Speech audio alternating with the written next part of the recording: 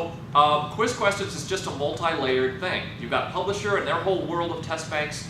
You've got test banks that were in Blackboard that were tied to an adoption, that have a passcode. I mean, it is a Wild West situation with respect to access to Publisher content. So we're going to take them one by one and see how it works.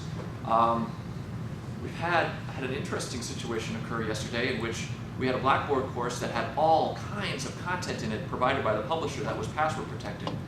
And when we did the conversion into Moodle, it's no longer password protected. So I cannot guarantee that that's going to be the way with all of your stuff that you put in there, nor am I endorsing taking that content and getting rid of the password protection. We'll have to take it case by case. So doing like the online quizzes and exams and things through Moodle, what's my security level? How does that work? In terms of making sure that the person who's taking the quiz is actually the person who should be taking the quiz? Well, yeah, I can't guarantee that because anybody can get on a laptop, but you know, it's open when I want it open. You can't get to it early. Oh, absolutely. All of those settings and some from Blackboard. When is it available? How long do they have to take? Can they take retakes? Can they take more? Take the highest? All of that's available. When let me just do that really quick, just to show you. The quiz questions are one thing, and we're creating quiz questions and we're making our stuff in here. And Lynn's going to show you more about this, but what happens inside your course is that's an activity and it's a quiz. And inside the quiz we get to name it, we get to when is it available, the time limit, attempts, how many attempts, all the different choices that you get to control are available here. Now something that is kind of different and that we're running into this is that since this is informed by DataTel and your course doesn't start until, be aware that you may want to test some stuff and say, why isn't that working? Well, because your course isn't available yet and DataTel knows that, so that setting is wrong, even if you're just wanting to test it. Just to be aware that that's a different thing too. With those are hard, those dates are hard inside Moodle. Then, Pat, did you talk about the test courses that are on their course list? And that would be an instance where they could use, you have 3 courses in your course list that are called test courses, and so they're just shells for you to play around in. And you can go ahead and do whatever you want, and when the time becomes available that they're going to be actually offered, then they make them available to the students. Wouldn't that be what the instance is? Yep. And you can disable and do whatever you want inside those areas. And those aren't going away. Your test shells don't get replaced by DataTel. They're there. They're all like old Blackboard legacy courses. They just follow along with you. Files. Blackboard users. This is your file manager area. You can upload into this area. You can organize. You can create folders, subfolders, and so forth. Some of your brains work better this way. I know every file that's going to be in my course. I'll go right to my file manager and bring them all up in here at once, and then just link to them from in my course. I am a person who doesn't know what content I need until I'm in that particular topic and I want to go grab it, but this is an option, and you can do that. Another use of this area is to create folders, which Moodle calls directories. So Blackboard, like I talked about before, it was very folder within folder, buried.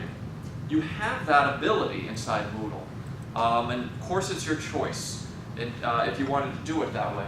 But if I were to create a folder inside here and populate it with a folder called whatever, and populate it with 15 files, then from within my Moodle course, I can display a directory.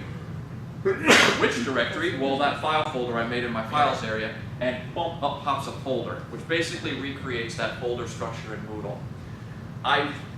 You're free to do it. That's kind of contrary to what Moodle is about. So I would look for other options than the folder solution, but you do have it.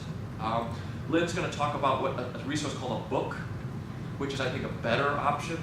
It's a one-click access to lots of stuff, but then it gives you an interactive TOC, and you can jump inside it, and it's a one-click solution versus the folder option, which I think is kind of old. Cool? Okay. Rocking along.